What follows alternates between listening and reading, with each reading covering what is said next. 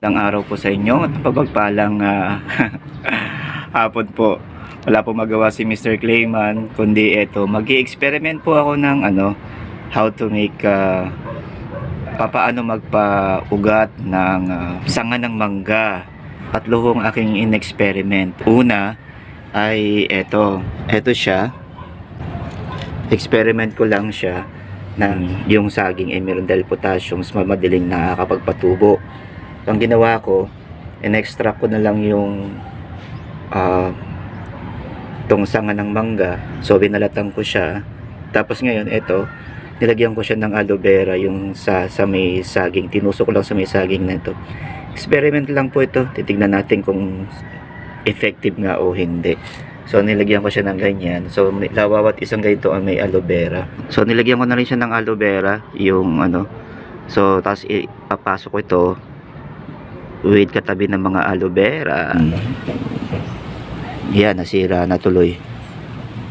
Nasira na yung presentation ni Mr. Clayman dahil sa bubabaw kasi yung Okay, ito so lagay natin dito. Yan. Okay. So ayusin natin ng konti. Yan. Diyan, let's go. Uy, napasukan siya ng Ayan, no? So lagyan natin yung mga ibang aloe vera dito sa gilid niya. Ayan. Okay. So yun lang. Try po natin kung tutubo nga ito. Experiment lang po ito Hindi ko masasabi kung totoo nga itong ginagawa kong to hindi ko pa to proven and effective. So babasain ko to ng konti, tapos tatakpan ko naman. So from that, bibilang tayo ng mga 2 to 3 weeks or up to 4 weeks, no? After ng ganito, so ito yung pantatakip ko, no? So parang ikukulog ko lang siya ng ganyan. Yan, no? So that's it. So tingnan natin kung ano mangyayari after 3 weeks. Okay. Yung isa naman pamamaraan ay eto, nilagyan ko siya ng sibuyas at saka ng aloe vera, tapos with water. Ayan, tapos nilagyan ko siya ng plastic para mag-moisturize daw, no? Yung makulog, ika nga, at para mas madaling tumubo yung mga dahon. So tinitignan, experiment lang ni Mr. Clayman kung after 3 weeks to 4 weeks, titignan natin kung it's really effective nga. Yan yung ginagawa ko. So ito po ay isang Indian mango, no? And then yung the last one is eto naman siya, tinanim ko siya sa aloe vera. So tinanim ko siya sa aloe vera, tinusok ko siya. Yan. So alam natin na yung aloe vera ay napaka ganda rin, no? Marami, para kasi siyang slime. So binalatan ko lang din yung dulo ng sanga ng mangga, tapos tinusok ko siya doon. Ayan, tingnan natin kung no. So dalawa po yan, mga claymates, guys. Dalawa po yan nilagay ko sa may sanga ng aloe vera. Hi. Experiment lang po yan, no? So titingnan lang natin, malay mo siguro naman sa dami ng experiment na to ay mayroong umugat.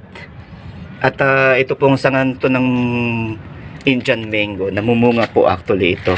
Yung yan, dito ko siya nilagay para hindi siya gaanong maistorbo. So ito po yung aking munting halaman, at ito po yung aking bonsai na Baliti Drive.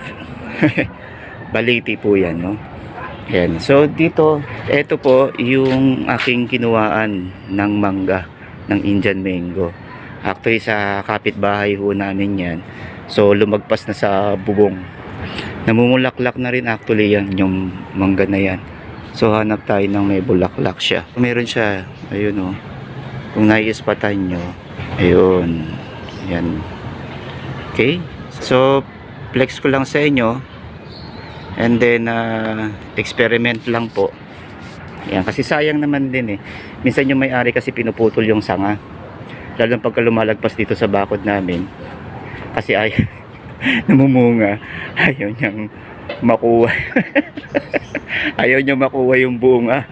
So ang ginagawa niya, pinuputol niya yung sanga pag lumalagpas dito sa yan, sa bubong. So may purpose naman din, baka nga iniisip niya nakaka-istorbo doon sa dito sa kabilang bakod.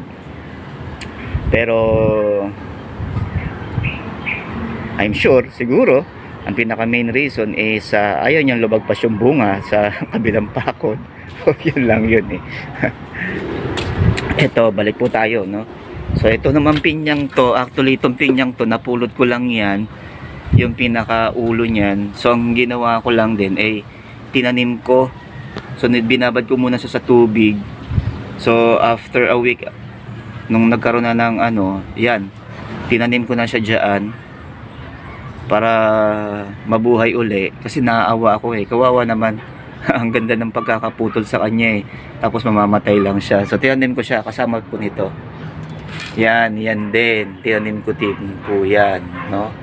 So pinutol lang yun na ano, na pinya ng aking mga kapitbahay dito. So ang ginawa ko naman ay dahil nangihinayang ako, so kinuha ko, tapos tinry ko lang siyang itanim uli dyan. So ayan, lumaki na rin din siya, ha? So ayan po. So para ngayon malaman natin at maano natin kung talagang it's really effective yung aking eksperimento na ginawa dito sa sanga ng mangga na to. Ayan, natinanim ko sa aloe vera. Yan, okay. So comment po kayo, magbigay po kayo ng suggestions, anything under the sun. So ito po, ano, so final, no, finale. So ito po, so eto, titignan po natin kung ano yung magiging result after 3 to 4 weeks, no? So ito po yung si Mr. Clayman. So ito po yung aking ginawa. Ulitin ko, flex ko lang ulit, oh. Ito po yung aking aloe vera, na tinaniman ko ng aloe vera dito. Ayan guys, ayan. Ayan, no, sa tinaniman ko siya ng aloe vera. Tinaniman ko na yung aloe vera, tinaniman ko ng sanga ng mangga. So, eto po, no, yan, nakikita ninyo, yan. Yan, no.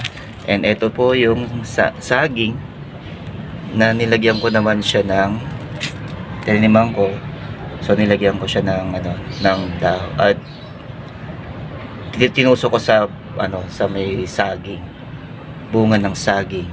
Yan, no. Nakikita nyo ba guys? Ako hindi ko na makikita eh, kasi so, ito po, Mr. Clayman po ulit, flex ko lang po to sa inyo.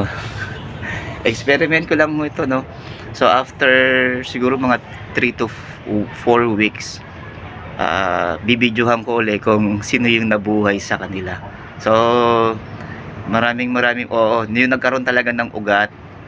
So kung talagang magkakaugat nga talaga sila o hindi. Kapag hindi, please mag-comment po kayo sa video na to, tapos tuluan nyo po ako o magbigay po kayo ng suggestions or anything na po pwede kong gawin para makapagpapatubo o magpapakaugat ng sanga ng mangga. Yan, okay. Pero pagka tumubo naman at nagkaroon siya ng ugat, yan, no, share ko sa inyo kung ano yung naging, paano ko siya in-extract. Okay, ito po, no, yan, no, final view. Ayan, the final view. Okay, so maraming salamat po. Without I hope na nakapagbigay ako ng konting information sa araw na ito, no, sa ginawa ni Mr. Clayman. So mabuhay po tayong lahat. Bye bye, paalam, see you later. Okay po.